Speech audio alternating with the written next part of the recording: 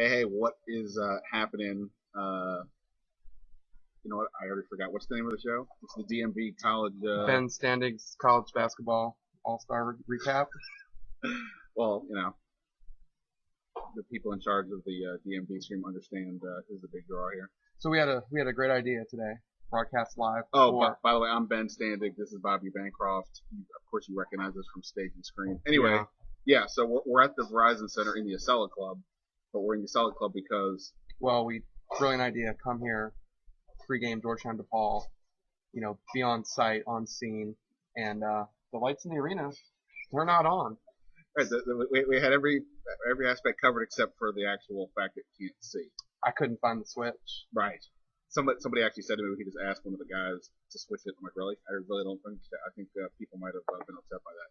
But anyway, we found an alternative. We're in the Acela Club. The court is yonder that way, and we're gonna make this work. Georgetown plays DePaul in less than 3 hours. It's a Big East game, also future Catholic 7 game. If that's a term you'd like to use, I know some people don't prefer that we use that term, but sure. Feinstein loves it. He's a big fan of it. Apparently, that's why Siena and Detroit are going to join in because there's only so many of these schools that can help out. But we're going to get to Georgetown and DePaul in a little bit. We'll save that as the tease. But there was a lot of college basketball that happened last night in the area that I thought we could address first. Yeah. Two bubble teams, Maryland and Virginia. Maryland, it seemed like they had gone from being just outside the bubble to squarely on the bubble, and they basically pulled a Virginia Tech. They followed up, big win. They beat Duke. Fans rushed the court. They got the game they needed, and couldn't go up to County Forum and get the win. I believe I saw a stat that now went Maryland 0-2 the game after rushing the court, fans. So keep that in mind for the next time. Another stat: they've beaten 3 teams in the top 100, and they've rushed the court in 2 of them. Got to do what you got to do. So here's the thing about Maryland, and also Virginia lost last night. It was a big opportunity for them against number 2 Miami, close to the very end. Have you seen a team play better defense for 39 minutes, and then the last minute who were they? It was unbelievable. It was heartbreaking. Yeah. No, if you're rooting for the local teams to get in the tournament. Well, and that's the thing. I mean, from that perspective, obviously a lot of things can change in the conference tournament, but right now Georgetown and arguably VCU are the only 2 teams from an at-large perspective. Yeah. They're going to get in. Norfolk State they're leading the MEAC. Other than that, it's hard to say who else would get in. But I wanted to get your since we did not discuss this in advance. This is going to put you on the spot here. Okay. So Maryland and Virginia, I wouldn't say they have identical resumes, but they're both similarly in trouble. Right. They're both definitely on the wrong side of the bubble, I would suspect, as of this moment. And I wanted to, but they have almost identical records. They're both 18-18. Virginia is 8-5 in the ACC. Maryland 6-7. But here's a couple things. Obviously, not any one factor is probably the decider, but head-to-head, Virginia beat Maryland at Maryland. Virginia, they play again in the season finale. Yeah. How big of a factor is head-to-head? So in other words, if Maryland, let's just say, did better the rest of the way, but somehow still lost to Virginia, and Virginia gets them up 2-zip. If Maryland has a better quote-unquote resume, but Virginia beat them twice, how does that factor into the equation? It doesn't seem like it does. I mean, the year George Mason went to the Final Four, Hofstra had beaten them twice, and, it didn't seem to matter. It's trying to figure out what the tournament selection committee from year to year is going to do is pretty difficult. I mean, those teams they need to keep winning. I mean, it's a great analysis, but I mean, that's what they need to do. Could it be a winner-take-all type situation in Charlottesville at the end of the season? It could be, but then they could play again, a couple days later in the ACC tournament. You're going to go crazy trying to figure out what those 2 teams are going to do. And I think particularly Maryland, I mean, they're just the emotions of that game, beating their arch rival, what everyone says. I mean, I feel like that's the pinnacle of their athletic program is beating Duke, and they did it. And they pulled a Virginia Tech. Yeah. Oh, and we'll get to Maryland's loss in a second. Yeah, you said a few things that were interesting that I got to remember. This will test my skills as a host, see if I can remember to go back to these things. Okay. Top 50 wins. Virginia right now 3-2 against the top 50, 6-2 against the top 100. Maryland is, I believe, they've got 2 wins against the top 50. They both beat NC State, so let's sort of cancel that out. Yeah. So Virginia's done a little bit better against the top 50 and 100. Maryland has the best individual win against Duke, but their second best win is against Stony Brook, who I believe is an RPI currently of like 94. I just don't know, like, if Maryland has. So in other words, Maryland has the best win, but Virginia's overall body work from just from the wins. We'll get to the losses in a second, but just from the wins. Yeah. So how would you look at that? Well, best win versus more wins. I feel like Virginia might get hooked by a game they didn't even schedule. I mean, honestly, I feel like their best win might be at Wisconsin. Right. I mean, all of a sudden, no one else can win there. You know what I mean? So, I think Virginia's got the better resume for sure. If you don't want to talk about losses, but then when we go into losses, right? I mean, this is not the year you can lose to Old Dominion. Right. I mean, that's where Virginia, their resume seems a bit bizarre because they're 0-3 against CAA, and in other years you could chalk that up to, hey, the CAA is pretty good. That's not this year, and one of those losses was to a then one-win ODU team. I definitely think that's going to be Virginia's issue. Like, if there are not many teams in the country are going to have those bad losses against them. Just to put in perspective, if you look at mock brackets right now, the CAA. Were you looking at mock brackets? I snuck a peek a little bit. Wow. Finally. I won't tell.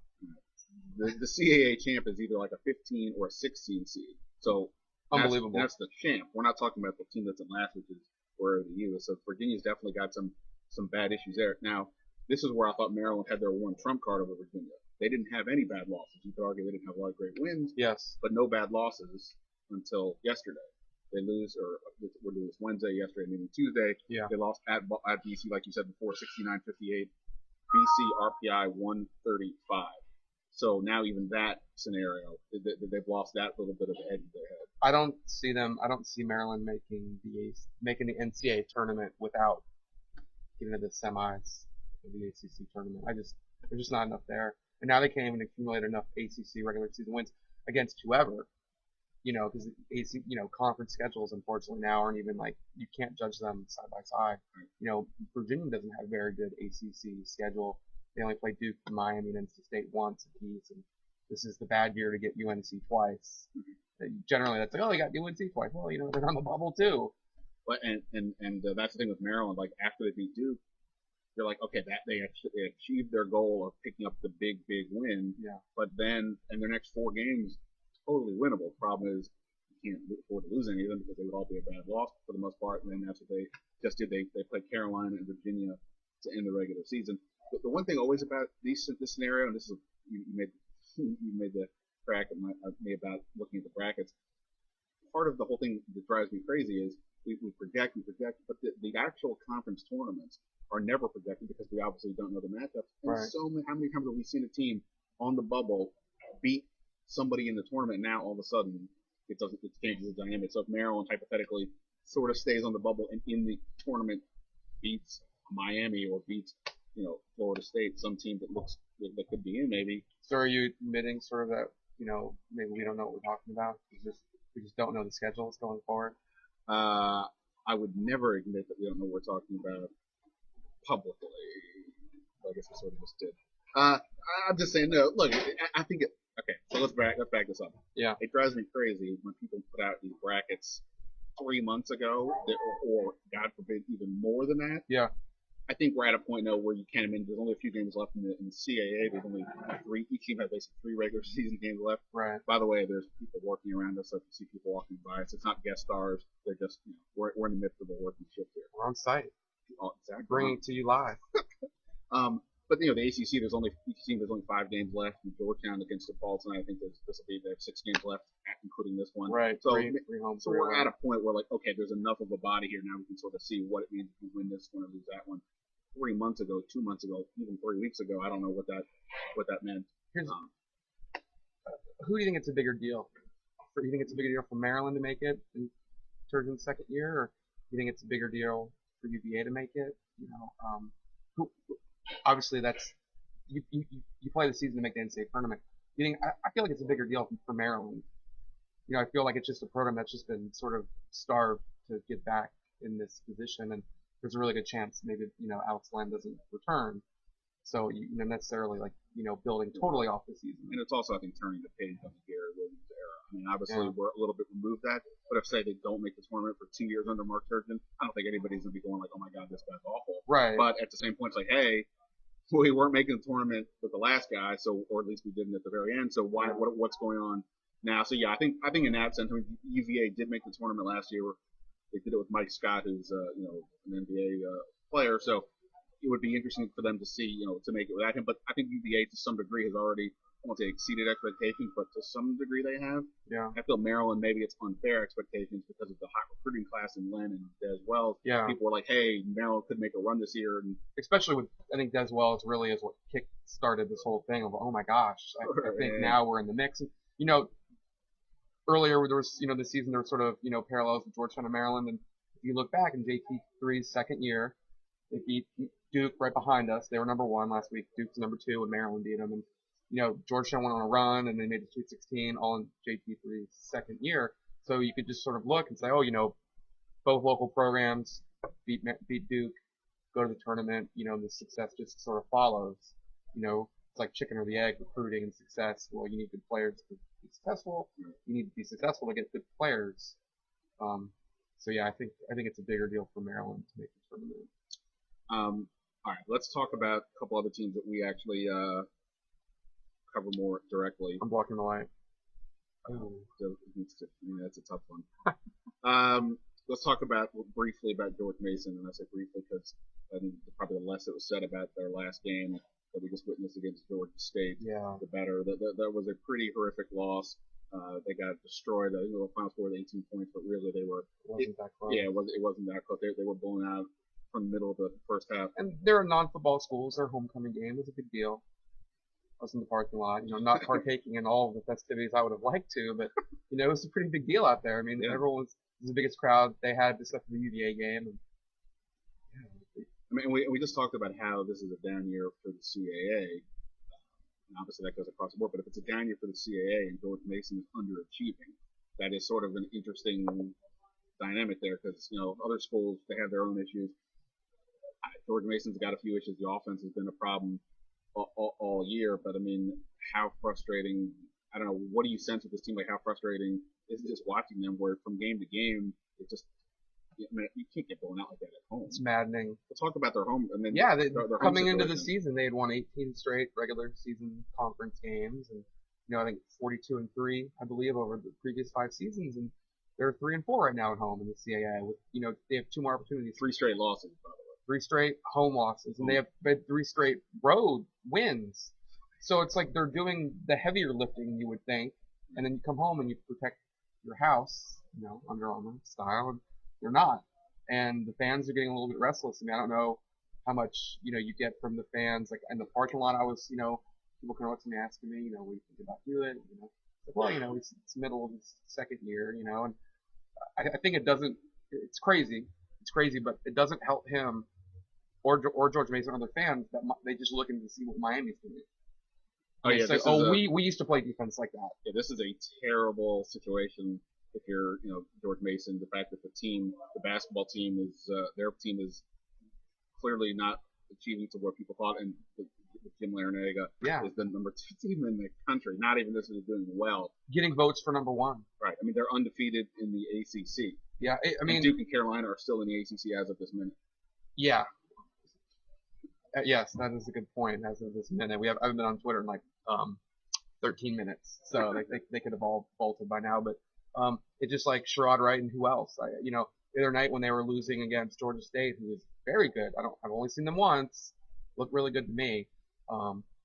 Great coach afterwards. He's the guy you'd like to cover all season. Hunter, I think.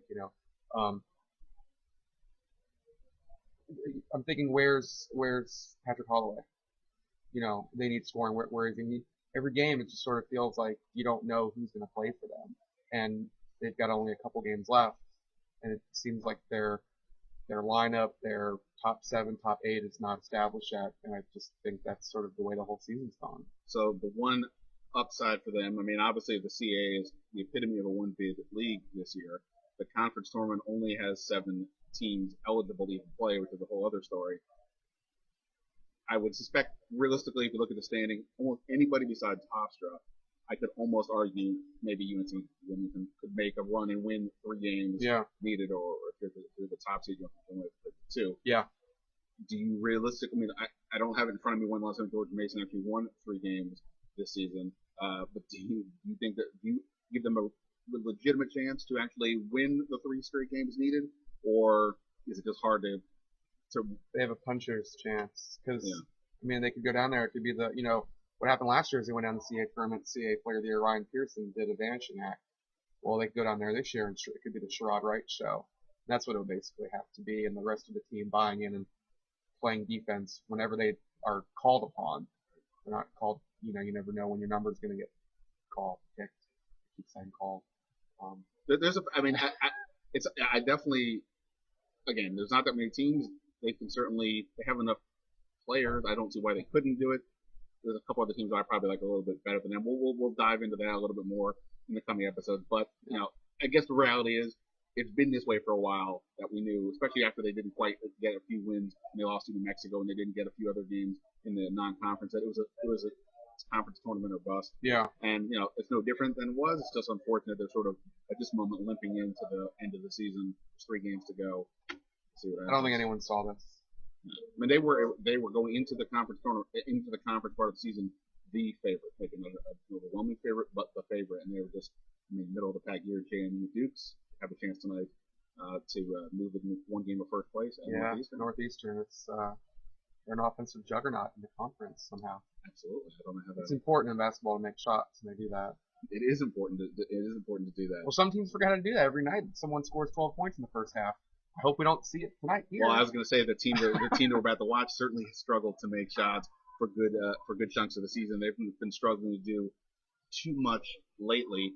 This is Syracuse week, so we're going to get to this. We're going to get to the Syracuse part in a minute, but let's focus first on the task at hand, which is exactly what we talked to Georgetown about yesterday at practice. Was focusing on the task at hand. How do you not look past a team like DePaul, who going into their previous game had lost 9 straight. They finally beat Rutgers. They're coming in hot.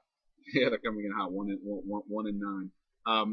And the players. I mean, the upperclassmen, Nate Lubick and Markel Stark, said they didn't sense anybody looking ahead. John Thompson III said as much as well. We'll see how that plays out. I mean, to Georgetown's credit, I haven't felt in any game this year that they've been looking ahead. Now, part of it may just be they were coming from way behind. Yeah. Part of it may just be how the schedule's laid out. But to their credit, I'll give them the benefit of the doubt that they won't look past a game that is a very obvious trap game. Do you feel, and throw it right back at you, you've been talking for a while. Do you feel like all of a sudden? Yeah. Do you feel like all of a sudden they've been playing very, very well without Craig Whittington, the guy that gets mentioned most often for not playing a game in 6 weeks now, but all of a sudden it seems like they hit the 7-game win streak and now it's like a big deal. Everyone sort of seems to notice it, and they've been doing it for a while. You think people just weren't believing? Do people still not believe? I mean, they're up to 11 in the polls. I think yes. I think a lot of times there are so many teams to focus on in the college basketball landscape that when they started 0-2 and lost Whittington, I wouldn't say people ignored them, but they were like, hey, you know what? We'll catch back up with you in a while. And a while has come. And also, except for Louisville, Notre Dame, I mean, they beat St. John's twice, they beat Rutgers. It wasn't like they were beating. I mean, I guess it wasn't until they just beat Marquette. And they basically slayed the Dragon in Cincinnati. Right. The team that always had the best and better of them. So I think so. I mean, Otto Porter has just continued to be strong. I mean, not only, like you said, have they got more recognition, he gets Player of the Week this week. So definitely a lot more attention coming their way. I still, to this minute, stunned. I mean, I'm beyond the point where I'm not expecting it, but it's still like, wow, they really are getting this done. Because, I mean, even if you had told me Whittington was here, I wouldn't have assumed that they would be essentially in first place. Well, in last game, I mean, talk about finding different ways to win, and, each game it's a joke. I mean, one game they had the walk-on come out, and, John Caprio, and he came to the, post-game, and Aaron Bowen with the tip against Louisville. Last game, basically everyone, even me and you, everyone had 4 fouls associated with Georgetown, with like 5 minutes left against Cincinnati, and they found a way to win. Porter basically played, I think, like 12 minutes with 4 fouls. I mean, they just, no matter what happens, they just find a way to win. And as to do that, I think, Markel doesn't like when I ask about his confidence, but his confidence has to grow based on these type of efforts. And, some of the shots he's taking shows me how confident he is. I mean, he's become the king. You won't play him in horse. He's become the king of, running jumpers off the glass, one-handed, type of ridiculousness. We asked him about that shot in particular, Yeah. and he said it's something that's been in his arsenal going back to high school. Yeah. But I was like, well, what's the difference now? Why? It seems like only lately are you unleashing it, and then he basically admitted that it was a confidence thing, like you're saying, that he's feeling better about his world out there, and he just feels like he can do some things like that. And obviously, I think has he missed one of those yet? Doesn't feel like it. I mean, great. JT3 is pretty superstitious. Is there any wood to knock on? I asked him about that a couple weeks ago. I think he did one of the shots here. I'm like, where did this? He's like, oh, I've always had this. Right. And it goes back a little bit to the idea of JT3 tapping on the shoulder and whispering in his ear, it's time. You have to do something different. It's hard. I mean, we say this, and in 2 hours, Georgetown's going to play 2.5 hours, so my math's not super great. Looking past this game, because we can do, since we're not actually on the team, we can look past it. Syracuse, sellout, 35,012. I don't think the Big East could have drawn enough any bigger to have Georgetown and Syracuse playing for first place, possibly twice in the last basically 3 weeks of the Big East as everyone's known it. Right. And the idea of, Darth Vader walking into the Carrier Dome, I mean, I don't know, you probably remember the 89 when JT2 got 3 technicals. People are throwing oranges against the backboard, morning's taking free throws. I mean, that's what this conference is built on, and one of the things that everyone's going to miss. Even if they do continue to play, it won't really be the same, because it won't matter as much. That's one of the things I think when people talk about Georgetown, Maryland, like it would be a good game for a while, but at the end, games don't matter. I agree. I mean, especially realistically, that non-conference games are played in November, December. It's not, that part of the season is certainly interesting, but everybody, it's like, okay, great, now let's get to the conference tournament, the conference part of the year, whatever that is. So you're right, it will definitely have a little bit of take a little bit of shine. Assuming Georgetown somehow gets past DePaul tonight, I think the media availability on Thursday or Friday with Georgetown will be one of the better ones of the year. Even if JT3 does his Matrix style dodging of the bullets that we shoot at him, because I mean, it's just what better to talk about than Georgetown, Syracuse? Oh, absolutely. No, I'm looking forward to writing copious amounts of words on the topic at hand. And hopefully both teams can keep up their pace so that when they come back here on March 9th and game day will be here, and hopefully that game, will be for the Big East title. Yeah, I mean, it's not. It really is like when you think about it, like you said, the fact that it could play out like that. I mean, you look at. If we talked about this in the beginning of the year and said exactly that they would be playing with potentially first place at stake. I really don't think anybody. I would have taken that bet, the other side of it. You're right. Yeah. Right, exactly. I mean, again, just to go back to Georgia, I mean, even with Whittington, I looked at this team and saw holes. Not that they couldn't get things done, and in college basketball this year, every team has big holes, so it's not as if they were worse than anybody else. But I definitely again did not see this happening like this. And to add to the rivalry, the idea that Syracuse lost one of their best players, he somehow passed the Syracuse Academic Olympics and is back on the team. James Sutherland, Georgetown, sort of known as a school that's not going to happen at, and that's what we're seeing. The fans, every time I talk to someone on Twitter or whoever, send emails, when is Greg coming back? And I don't think it's a matter of when, unless you're talking in terms of next season. I mean, I don't think he's going to end up playing again. I don't know the particulars. I mean, I would say no. JT3, when we asked him the other day, his response was simply slim in terms of Whittington's chances to come back, and I would say Slim has left the building already. I would be surprised. I mean, you never say never, I guess, and since we don't know the exact nature of the situation, but it just would seem unlikely when you factor in the timing of the university, et cetera, et cetera. And here's like the ultimate what if. He would make them better, I think, but not just going back to the way that they were doing things.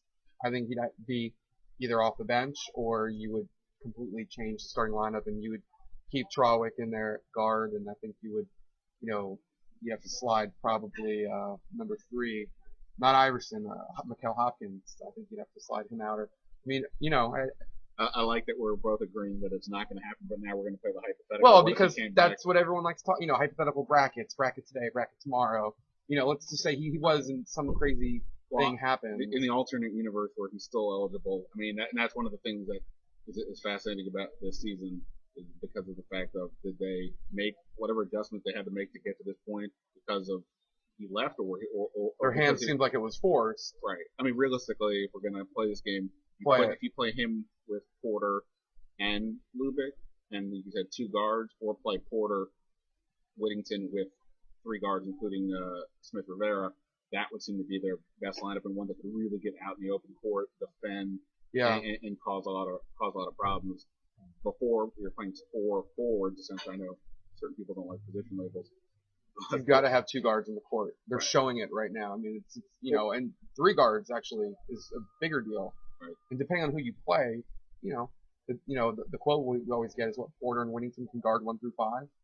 Okay, well let's do that because then I think it gets to the point where Georgetown's the idea of we'll play however you want us to play. We're going to play this way. Of course, this is fantasy land. Yeah, the epitome of fantasy land. This is going to Goofy Town is what is the Goofy Town. What's the phrase? Yeah, Goofy Town. Is my face even on the screen? Sometimes. Sorry. I don't want to get too close to you. I know it's a little walker. We're still working at the kinks. This is what happens when you're working all the time. We don't have time to mark our. We need an executive producer to be honest. We do. I wish we had one. But we haven't. So I wish someone wanted to be it. Yeah, I know. We have to work on that. Let me ask you this. I mean, Otto Porter. So to go back to the last game, you mentioned the foul trouble. I think the one thing that I have been sort of concerned about with this team going into that game was it's great that they're improved. The defense has been great all year. Yeah. They found some other ways to score seemingly. But what happens if Otto Porter gets in foul trouble? Now he did still play 32 minutes, so it's not like he was completely out of the game, but he had to play a lot of those minutes under the duress of fouls. I think if there's one guy in the country you could trust with foul trouble, I think he would be in the running to be that guy. And JT3 proved it the other day. First half, I was he was playing on 2 fouls for a long time in the first half, and I was sort of yelling at the TV screen a bit at the end. You're up by 6, you're up by 5. There's no reason to get a 3rd foul. It's not worth the burn. I think it's okay. I think that there's other guys. Peyton Siva keeps proving it over and over for Louisville that he doesn't seem to understand how to play in that sort of restrictions. Porter does. Obviously, you don't want a game decided by foul trouble. Their NCAA tournament loss last year to NC State sort of was. Henry Sims got settled 2 fouls, and JT3 obviously felt he could not trust him. We asked Porter yesterday, when you get the 4 fouls, or in just foul trouble in general, you have to sort of change your game. And his response was, "No, I just gotta do what I do. That's not my responsibility to think about foul trouble. That's coach's job." I saw him though a couple times. I didn't. Neither of us traveled to Cincinnati, but I mean, there were a couple times where you saw him give up something. It's a layup that he would normally challenge. He's a very good shot blocker, and he sort of let the guy go and this and that. And okay, 2 points is not worth 1 foul. The one point that the players were sort of making when we asked about the getting into foul trouble was not so much how to deal with the foul trouble, but getting into the foul trouble. And even Otto said he's got to cut back on picking up some silly early fouls and picked up 2, I think, in the first 5 minutes of that game. And that's something realistically, especially when you get to the tournament time and teams ramp up their intensity, Georgetown's not going to be terribly successful if Otto Porter is watching from the bench. So he's got to be able to stay out there. And I'd probably almost say the same thing for Markel Starks. Those guys have got to stay on the court. Well, I think you could even argue Starks might even be more valuable because they don't have another point guard. They play a team that presses. I mean, who's their backup point guard? Otto Porter? He seems to be the best against the press when you watch. Well, they always have Caprio. You do? David Allen? Kevin Willard gave us his thoughts on his shot. See, now you're just being crazy. I mean, Caprio is a legitimate part of the mix. The rotation? I'm sorry. I go to Goofy Land quite often. All right, we're at about the 30-minute mark. The game is going to start in 2.5 hours, give or take. Right. Would you care to wager a prediction beyond just the score and beyond for tonight's game against DePaul? It's much closer than anyone will imagine. I don't know what the line is. I didn't look at it. It's probably like 10. I'd say it's double digits. There was a lot of questions asked about DePaul's pressure. That's what they really kind of go at Georgetown or go at teams with. I mean, this is a team looking for that win. Like they need that.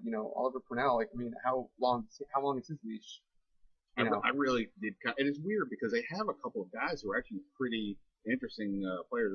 They picked up a win, I think, at Arizona State. Yeah, not terrible. I mean, they're gonna beat somebody. And this don't want it to be you. And this is a good Big East conference, but this isn't where it was the last couple of years where it was just insane. This is the bottom half of the Big East is not that amazing, and the fact that they had a 9-game winning streak is pretty crazy. But like you said, they've got some good players. Cleveland Melvin, 9-game losing streak. 9-game losing streak. Cleveland Melvin's a very good player. He's the kind of guy that could easily be on one of the all Big East teams as an individual. Yeah. So they've got some guys. Right. That doesn't make sense. They're so terrible. No. I think it'll be closer. I don't think the final score will end closer, but I think with 10 minutes left in the game, I think we'll be looking at the scoreboard if it works tonight, saying, "Wow." I just think it's very natural. I mean, driving here today, I thought to myself, I love going to games. It's such an honor to cover them, but Georgetown DePaul. And you start to think about Syracuse, And I think that if people like me are thinking, I think it's human nature for the kids, the players, to be thinking about that, right? I mean, isn't one of the hardest parts of coaching would be to, amp them up for this game somehow. They know, it's DePaul. They've been terrible for so long. So when we asked JT3 about how do you get the players to stay focused, and he's like, well, I think we do a pretty good job of that, but they're human, and you guys just spent the last 10 minutes asking them questions about how do you stay focused. So obviously, they're aware. I mean, no matter what they say. So I mean, it's human nature. But again, what's your predictions? I can see a struggling kind of first half. We go to the halftime locker room, somewhere close to tied, a few 21-15. Good Lord, let's hope it's not that kind of scenario. But yeah, I mean, I think the fact that DePaul is going to want to push the pace should make the scoring at least a little higher. But yeah, I mean, I think it could be tight. For some reason, I see a DSR night tonight. I see with Georgetown being able to break the press and spotting up from 3 and saying, "Ooh, I'm going to take this shot." And making it feel. So for some reason, I'm going to go. I mean, at this point, I assume Otto is going to put up 18 and 9. You assume he's just going to be Otto? Yeah, Otto is going to be Otto. Yeah, that's good. So I'll go with DSR, sort of the sneaky player today. Yeah, I think that would be great for this team. I don't think mentally he needs it, but I think it would be good. I mean, I think he could. I've said it before. You go for 10, it doesn't matter, but I think it would be good for his confidence to get one of these games, especially before his first trip into the Dome, which. Different players say like the whole spatial awareness of playing in those kind of conditions is different. Plus, when you go up against that Syracuse zone, there's always a question of what's a good shot, what's a bad shot. I cannot wait to ask that on Friday. I cannot. It is a good question. I mean, try and get a better answer this time. Maybe he knows me a little bit better. He won't. He'll go into it. We've actually spoken 3 times about that since then. Little jabs here and there at each other. I brought up, but that's for next time. Right. All right. Well, so for next week, we'll be recapping the Georgetown Syracuse festivities and whatever else happened in the world of local college basketball. Hopefully, UVA and Maryland get their acts together so that their seasons are meaningful going down the stretch. We won't get into the Wizards to any extent now, other than to say they lost last night against Toronto in a fairly blech kind of game. Well, what if you're an AP store? What do you lead with? Last night was probably, I think I said on Twitter, the weirdest game I covered all year. Right. The malfunctioning scoreboard certainly took the cake. In fact, I've been kind of wondering. It's not on yet. No, actually, it is. The scoreboard is working. It was not. It had. I don't know if you can see it or if they can just see a bright light. Anyway, the actual time is on. Which last night it wasn't. We had the scoreboard on the floor. It was very AAU ish to tease a nice. Does that mean like no one took jumpers or played defense? It was the best part was the air horn to announce substitutes and when the game would stop, it was quite a show. But you had that, you had Jordan Crawford slouching in the seat like he was trying to take a nap. Yeah. So there was a lot going on. All right. So as you can hear, if you can hear, there's a little bit of other stuff going on. I think we just wrap it up there. Yes. All right. That's it. All right. So, by the way, we should say on Twitter At Bobby Bancroft. At Ben Standig. You can find me on the web on CSN Washington mostly, and you are CBSTC local. It's 106.7. Why did you say that? I don't think anybody's going to know what that means. 106.7 website. Go there. Okay. Isn't that right? Yeah, that works too. Yeah. All right. Until next time, Ben, Bobby signing off. Peace.